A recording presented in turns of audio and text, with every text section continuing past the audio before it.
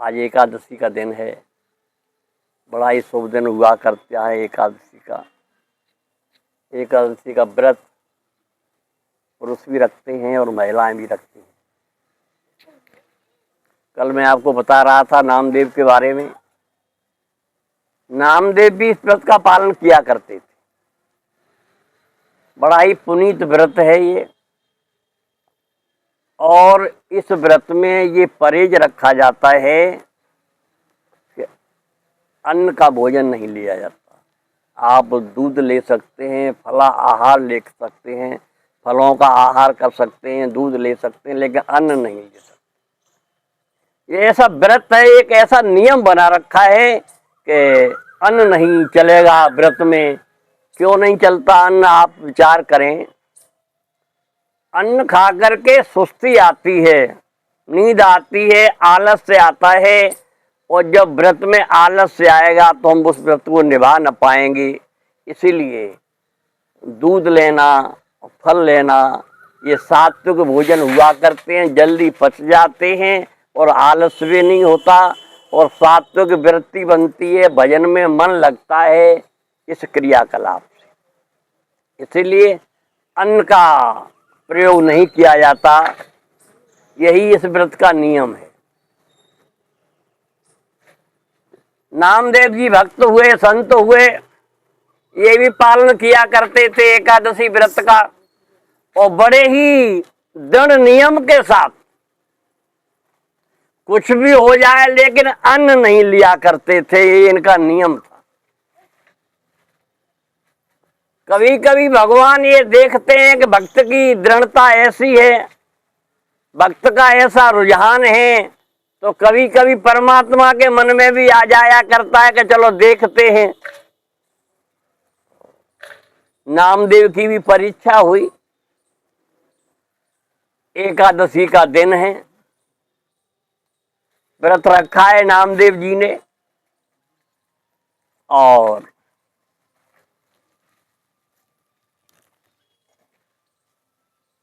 रात की सुंदर वेला में स्नान ध्यान करने के बाद नामदेव जी ने व्रत लिया। आज भोजन नहीं करना, फलाहार आज लेना है, दूध लेना है, ऐसा उनका नियम चला करता था। भगवान ने विचार किया चलो आज देखते हैं भक्त की मनसा, भक्त कहाँ तक रुक पाता है अपने नियम पर। तो भगवान एक कमजोर, एक बीमार ब्राह्मण का वेश बना करके आ गए भक्त के दरवाजे पर।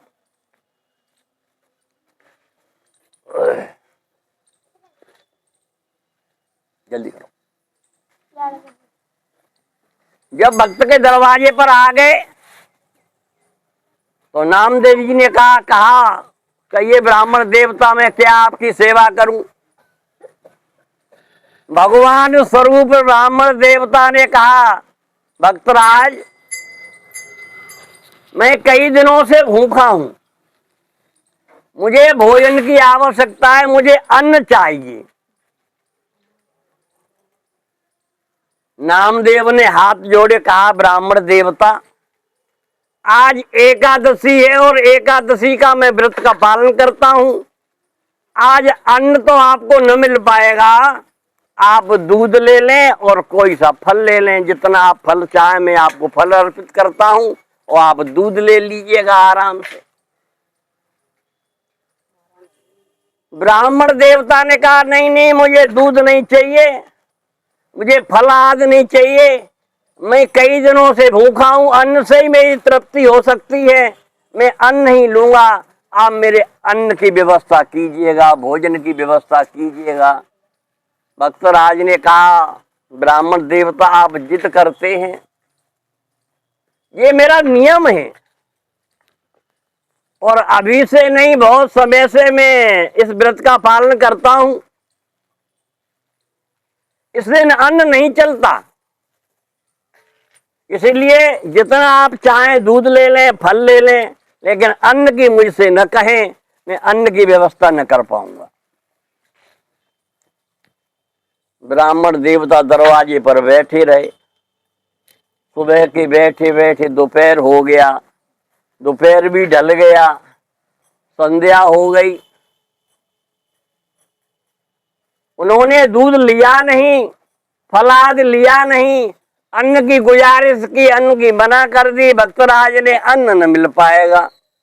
पूरा दिन हो गया। जब संध्या हो गई तो ब्राह्मण देवता लेट गए पैर फैला कर दरवाजे पर। वहां और भी गांव के लोग थे। उन्होंने देखा ब्राह्मण देवता की तो हत्या हो गई भूखे रह करके। नामदेव जी ने अपने हटके आगे भोजन दिया नहीं और ब्राह्मण देवता ने प्राण त्याग दिए।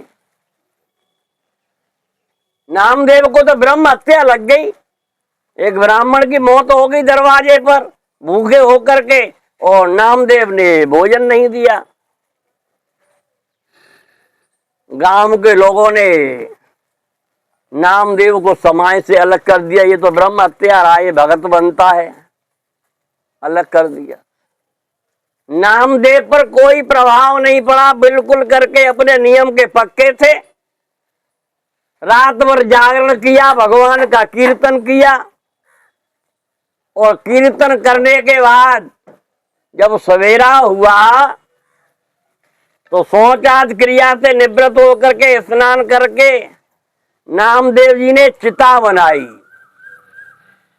और चिता बना करके उस ब्राह्मण देवता को अपनी गोदी में लेकर के चिता पर बैठ गए। और जैसे ही अग्नि की तैयारी होने लगी तो ही ब्राह्मण देवता उठ करके बैठ गए। भगवान का स्वरूप धारण किया। उन्होंने कहा, मैं तो भक्तराज आपकी परीक्षा ले रहा था, आप कहां तक अपने नियम का पालन कर सकते हैं। तो व्रत का आशय ये हुआ करता है कि कोई भी आप व्रत लें, कोई नियम लें, उसका भली प्रकार से पालन करें। व्रत का अर्थ नियम के पालन से हुआ करता है। आप इस एकादशी के व्रत को करते हैं तो बड़ा ही फलदायी व्रत है ये। राजा अम्बरीश ने भी इस व्रत को किया था, और भक्त नामदेव जी ने इस व्रत को किया। इसमें फलाहार हुआ करता है और जागरण हुआ करता है, भगवान का कीर्तन हुआ करता है, अपने व्रत का पालन किया जाता है। तो ऐसे थे वो भक्तराज नामदेव, जिन्होंने एकादशी का व्रत बड़ी दृढ़ता के साथ, बड़े नियम के साथ निभाया और उसका भरपूर पालन किया। एक बार एकादशी का दिन था, रात को जागरण चल रहा था, कीर्तन हो रहा था, बहुत सारे भक्त विराजमान थे नामदेव के घर पर। कीर्तन होते होते अर्धरात्रि को भक्तों को प्यास लगी। उन्होंने कहा, भक्तराज नामदेव, हमें प्यास लगी है, पानी चाहिए। भक्त थे, ज्यादा स्टॉक तो था नहीं। उन्होंने कहा, मैं नदी से अभी पानी लाता हूं, अभी नदी पर जाता हूं, मैं पानी लाऊंगा। पानी लेने के लिए नदी पर चले गए। उस समय ऐसी वहां की रीति थी कि रात्र को नदी पर कोई नहीं जाता था, क्योंकि रात्र में भूत इत्यादि रहते हैं नदी पर। तो अन्य तो कोई गया नहीं। भक्तराज गए नामदेव पानी लेने के लिए, और जैसे ही पहुंचे नदी के पास, पहले तो उन्हें अपना डेरा लगा लिया, चारों ओर से घेर लिया भक्तराज को। जब घेर लिया भक्तराज को, भक्तराज ने उन प्रेतों को, उन भूतों को भगवान का स्वरूप समझा, और भगवान का स्वरूप समझ करके अपनी खंजरी निकाली। लोग हुआ करते हैं भक्तराज, जो अपनी थोड़ी सी ढोलक नुमा हुआ करती है खंजरी, उस पर भगवान के अनुराग के, भगवान के प्रेम के गीत गाया करते। उन्होंने खंजरी निकाली, और खंजरी निकाल करके भगवान के बड़े प्यारे प्यारे भजन गाए, गीत गाए, 2-4 भजन हुए, बड़े प्रेम के साथ भगवान की आराधना की उन्होंने। और देखते ही देखते सारे भूत भाग गए। पानी लेकर के आए भक्तराज और सबको पानी पिलाया। ऐसे भक्तराज थे। तो कहने का अभिप्राय ये, जिस नियम को आप निभाएं, जिस नियम पर आप चलना चाहते हैं, उसका बड़ी दृढ़ता के साथ, बड़े मनोयोग से उसका पालन करेंगे तो आपको उसका फल मिलेगा। और जब आप करते हैं उस कार्य को, तो उस कार्य में कुछ तकलीफ भी होती है निभाने में। कोई व्रत सही, उसे उसके पालन में तकलीफ भी हुआ करती है, उसका पालन किया जाता है। एक बार ये ग्वालनी थी और अहिरों का तो एक काम हुआ करता है, ग्वाल वाले अहिर में आते हैं। 3 प्रजातियां हैं इनमें, कुछ घोसी हुआ करते हैं, कुछ कमरिया हुआ करते हैं, कुछ हुआ करते हैं ग्वाले। तो ग्वाले भी अहिरों में आते हैं, क्षत्रियों में आते हैं। और इनका तो मोटा ही काम है, अकल कम हुआ करती है। गाय भैंस रखना, दूध का व्यापार करना, यही इनका कार्य हुआ करता है। जो बिल्ले कोई हम जैसे निकरिया में तो निकरिया में, नहीं तो बिन को बेई काम है, चोरी चपारी करे वो। आई अहिर दो बुरे ऐसे बुरो अहिर, और आई बाचा को ना तजे बाचा तजे अहिर। बड़ा खतरनाक होता है। तो सांप से वो आगे हैं। वो ग्वालनी गांव में रहती थी, दूध का क्रय विक्रय करती थी, गाय भैंस उसके पास थी, दूध बेचा करती थी, यही उसका धंधा था। गांव से दूध शहर ले जाया करती थी रोजाना प्रात की बेला में। और शहर पहुंचने में बीच में एक नदी पड़ती थी, नदी पार करके तब शहर में पहुंचा जाया जा सकता था।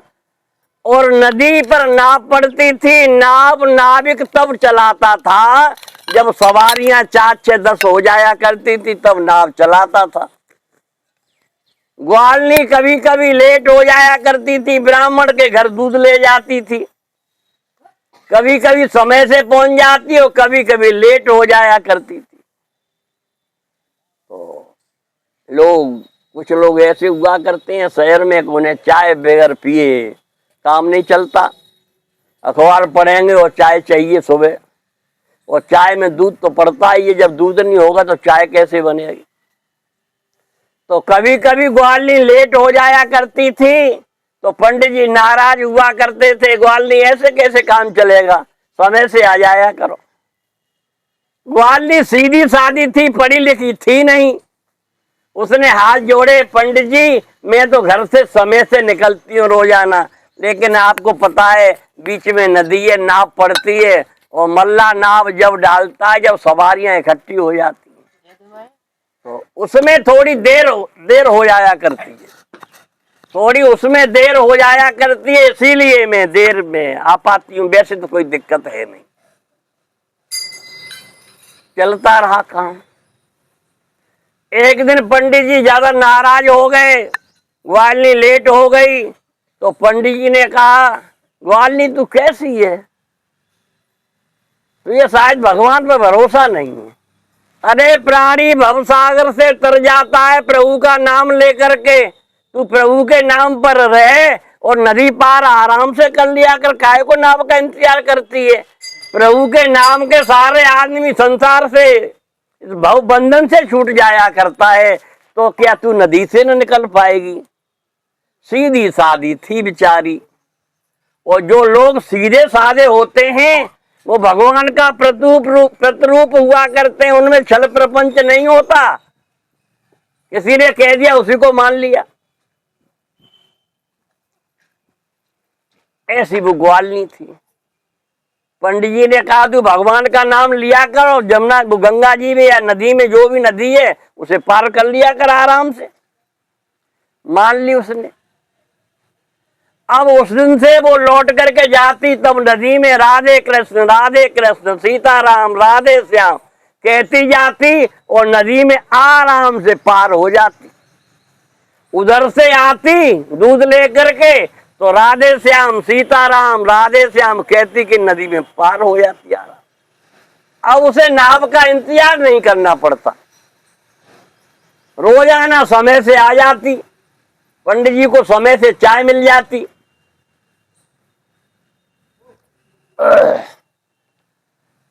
पंडित जी ने कहा अब तुम लेट नहीं होती, अब तो तुम समय से आ जाया करती।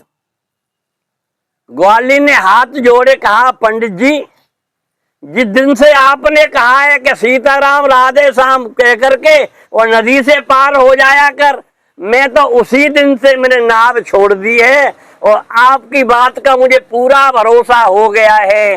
मैं अब नाव का इंतजार नहीं करती, मैं नाव को नहीं देखती, अब तो प्रभु का नाम लेती हूँ और आराम से पार हो जाया करती हूँ, समय से आ जाया करती। पंडित जी ने कहा बड़ी आश्चर्य की बात है, मेरे नाम का इसने भरोसा किया है, नाम लेती है रोजाना। एक दिन पंडित जी ने कहा ग्वालिनी हम भी चल करके देखेंगे तुम कैसे प्रभु का नाम लेती हो, नदी में पार हो जाती। उसने कहा पंडित चलो। दूध दे चुकी थी पंडित जी के यहाँ वो, और पंडित जी ने धोती कुर्ता भगावक पहने, चश्मा लगाया और छड़ी पकड़ी हाथ में और चल दिए ग्वालिनी के पीछे पीछे। नदी पर आ गए। ग्वालिनी ने राधा कृष्ण सीताराम राधे कृष्ण सीताराम कहते कहते नदी में प्रवेश किया और आधी नदी तक पहुंच गई। पीछे देखा तो पंडित जी धोती ऊंची कर रहे थे, नदी में पैर रखे, एक पैर रखे लो और धोती ऊंचे कर रहे थे, दूसरा पैर रखा तो गड्ढा सा लगा, उन्होंने सोचा कपड़े भीग जाएंगे तो वे सक पका के वहीं खड़े रह गए। ग्वालिनी ने कहा पंडित जी ऐसे काम नहीं चलता, पूरे मनोयोग से पूरी श्रद्धा के साथ विश्वास के साथ भगवान का नाम लो तो तुम पार हो जाओगे। हाथ पकड़ा ग्वालिनी ने पंडित जी का और बोली सीताराम राधे श्याम कहो, और पंडित जी डरपत जामे और कहत जामे राधे श्याम सीताराम राधे श्याम सीताराम। उस पार पहुंचा दिया ग्वालिनी ने पंडित जी को। और पंडित जी ने कही धन्य है ग्वालिनी, मैं तो आज तक मुझे भरोसा ही नहीं था, तेने मेरी वाणी पर भरोसा किया और तू नदी पार हो जाया कर। पंडित जी ने कहा वास्तव में ऐसा ही होता है, ऐसा ही हुआ करता है, विश्वास से ऐसा होता है। और जब विश्वास ऐसा हुआ करता है तो लाभ हुआ करता है। कोई पर्व पड़ा था, कुछ लोगों में श्रद्धा हुआ करती है, जैसे सोमवती अमावस्या वगैरह होए तो चलो गंगा जी नहावे चलेंगे, तो ऐसे ही पर्व पड़ा एक बार, और पर्व पड़ा तो लोग नहाने के लिए गंगा के किनारे गए और सोचा इधर किनारे पर भीड़ है तो नाव का आनंद लेंगे और उस किनारे पर जाकर के नहाएंगे। एक बड़ी सी नाव आ गई, उसमें 100-150 लोग बैठ गए। अब बरसात का सावन भादों का महीना था, नदी भरपूर भरी हुई थी, हिलोरें ले रही थी। नाविक ने नाव चलाई और जैसे ही नाव बीच नदी में पहुंची हवा तेज से चली। अब हवा तेज से चली तो पानी उछाल लेने लगा, नाव डगमगाने लगी। नाविक ने कहा भैया नाव खतरे में, संभालो अपने अपने को। नाव हिलने लगी। अब बड़ी नाव थी, लोग ज्यादा थे, नाव हिलने लगी तो लोगों में हड़कंप मच गया, कोई रोने लगा, कोई चीखने लगा, चिल्लाने लगा, बुरा हाल हो गया, रोआ पीटी पड़ने लगी मां तो अब का होगो जय हो। बड़े दुखी, बड़ा बुरा माहौल हो गया। एक व्यक्ति बैठा था किनारे पर, आराम से प्रभु का नाम ले रहा था, शांत दत्त चित्त होकर के बैठा था आराम। उसकी पत्नी भी उसमें नाव में बैठी हुई थी, वो भी घबरा रही थी, सब घबरा रहे थे, वो भी घबरा रही थी। किसी प्रकार से भगवान की दया हुई, हवा थम गई और नाव धीरे धीरे पार हो गई। नाव पार हो गई, सब लोग किनारे पर उतर गए, वे सज्जन भी उतर गए जो बैठे थे किनारे पर, उनकी धर्मप्रिया भी उतर गई। उन्होंने अपने पतिदेव से कहा, क्यों जी बताओ, जब नाव डूब रही थी तो सब लोग दुखी रह रहे थे, रोए पीट रहे थे, और तुम तो बड़े शांत होकर के बैठे थे। उस सज्जन ने कहा, हाँ, कारण तो यही था, मैं बैठा हुआ था शांति से। देवी ने कहा, क्या कारण था, बताएंगे आप? उन्होंने अपनी धर्मप्रिया का हाथ पकड़ा और बोले, हाँ, मैं तुझे बताऊंगा, चल मेरे साथ, गंगा में बताऊंगा मैं तुझे। अब वो खींच रहे थे अपनी पत्नी को गंगा की तरफ, वो बड़े प्रेम से जा रही थी हंसती हुई। उस सज्जन ने पूछा, तुम ये बताओ देवी कि मैं तुम्हें डुबाने ले जा रहा हूं, तुम बड़ी जोर से हंस रही हो, खुश हो रही हो, तुम्हें डर नहीं लग रहा? देवी ने हाथ जोड़े कहा, आपके साथ मेरा विवाह हुआ है, आप मेरे पतिदेव हैं, आप मेरी रक्षा करेंगे जी, मुझे पूरा भरोसा है, इसीलिए मैं काहे को चिंता करूं, मुझे तो आप पर भरोसा है, आप मुझे भरोसा है कि आप मुझे डुबाएंगे नहीं, इसलिए मैं काहे को रोऊं। सज्जन बोले, इसी प्रकार से मुझे अपने परमपिता परमात्मा पर भरोसा है, मैं उन्हीं का नाम ले रहा था, उनकी आश्रय पर बैठा था, उन्हीं में मेरी श्रद्धा थी, मेरा भरोसा था, इसलिए मैं काहे को रोऊं, मैं तो भगवान के आश्रय पे था। भगवान कहते हैं नारद जी से, सुन मुनि तोय कहूं सहरोसा, भजै जे मोय तज सकल भरोसा, करऊं सदा तिनकी रखवारी, और जिम बालक राखें मैं तारी। भगवान कहते हैं, नारद सुनो, सुन मुनि तोय कहूं सहरोसा, हे मुनि देव देवर्षि, मैं तुम्हें बड़े प्रेम के साथ एक बात बताता हूं। सुन मुनि तोय कहूं सहरोसा, भजै जे मोय तज सकल भरोसा, जो मेरा भजन करते हैं समस्त संसार के आश्रयों को छोड़ करके केवल मेरा ही भरोसा करते हैं, एक भरोसे, एक बल, एक आस विश्वास, एक राम घनश्याम हित चातक तुलसीदास। जैसे पपिया पक्षी धरती पर पड़े पानी को नहीं पीता, और कितनी भी प्यास लगी रहे लेकिन बादलों की तरफ यही प्रार्थना करता है कि आप बरसेंगे तब मैं पानी पीऊंगा। बादल के भरोसे पर रहता है, धरती का पानी नहीं पीता, और बरसता है तभी चोंच में जितना पानी चला जाए उसी से संतुष्ट हो जाया। उन बादलों का भरोसा है उसे, और उसकी प्यास बुझती है। तो एक भरोसे, एक बल, एक आस विश्वास, एक का ही भरोसा है, पर ब्रह्म परमात्मा का, उसी का भरोसा है। कभी वृक्षों को पूजोगे, कभी पहाड़ों को पूजोगे, कभी पत्थरों को पूजोगे, कभी किसी को पूजोगे, कभी किसी को पूजोगे, मन आपका डमाडोल रहेगा। जब मन ही स्थिर नहीं है तो कैसे काम चलेगा? तो एक परमपिता परमात्मा का जब भरोसा हो जाया करता है तो कोई संकट नहीं रहता। एक भरोसे, एक बल, एक आस विश्वास, एक राम घनश्याम हित चातक तुलसीदास। जैसे चातक पक्षी बादलों के भरोसे रहता है, उसी प्रकार संत तुलसीदास भगवान राम के भरोसे हैं और किसी का उन्हें आश्रय नहीं। तो भगवान कहते हैं, सुन मुनि तोय कहूं सहरोसा, भजै जे मोय तज सकल भरोसा। सभी आश्रयों को छोड़ करके केवल मेरा ही भरोसा है, जिसे वो मेरा ही ध्यान करता है, मेरा ही आश्रय लेता है, करऊं सदा तिनकी रखवारी, और जुम राखे बालक में तारी। मैं उनकी वैसे ही रखवारी करता हूँ, वैसे ही सुरक्षा करता हूँ जैसे माता बालक की रखवारी करती। बालक छोटा हो, बैठने लायक हो जाए, घुटनों पे चलने लगे तो माँ उसे बैठा देती है और अपना काम करती रहती है। लेकिन माँ काम जरूर करती है, लेकिन ध्यान बच्चे पर रहता है कहीं कांच न खा ले, कहीं सांप को न पकड़ ले, कहीं गंदगी मुंह में न दे ले। इसलिए काम तो करती है लेकिन ध्यान बच्चे पर रहता है। भगवान कहते हैं जैसे माँ बच्चे की रखवाली करती है, उसी प्रकार से मैं भक्त की रखवाली करता हूं। जब भरोसा होता है तब तो भगवान रक्षा करते हैं हमेशा, और रक्षा की है भगवान।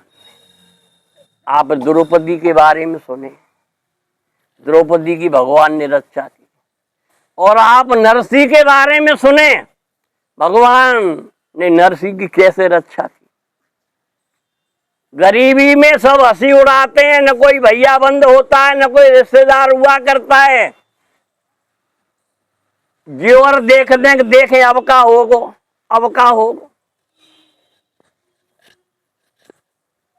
नरसिंह की बिटिया रामा, उसकी लड़की की शादी थी, और जब भात लिखा जाने लगा तो रामा ने भी कहा अपने ससुर से, मेरे पिता गरीब जरूर हैं, जो कुछ बनेगा उन पे लोग लेके आएंगे, उन्हें भी पत्र लिख दो।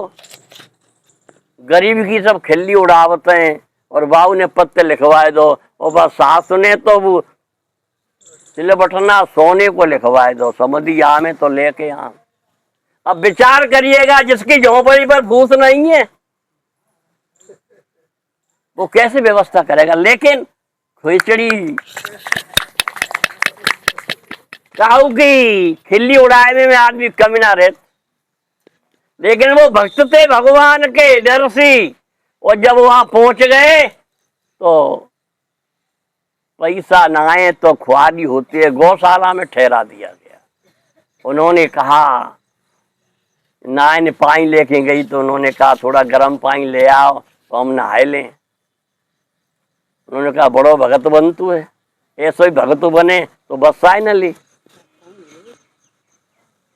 भक्त की खिल्ली। तो ऐसे ही वर्षा हुई, और ऐसी वर्षा भई कि अच्छी वर्षा भई। और उसने समधी ने पत्र लिखा, बड़ा अच्छा पत्र था, और फटी फटाई झोली में धर लो नरसिंह ने। और कोई 100 ग्राम लिखा था, 2-4 किलो लिखा था, 100 मन लिखा दी माने सब सौदा।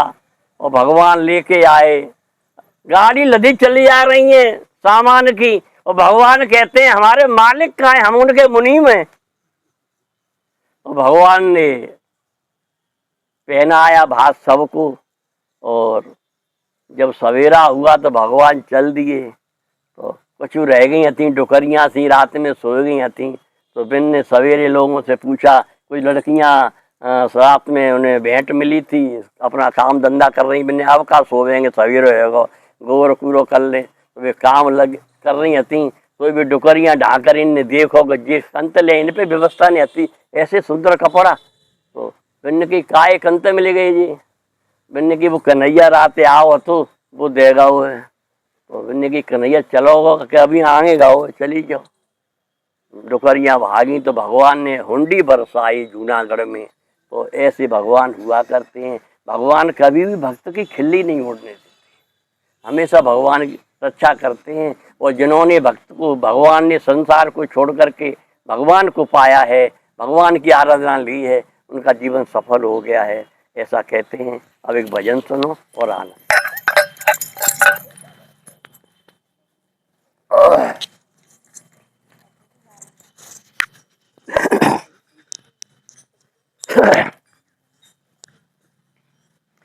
कृष्ण गोविंद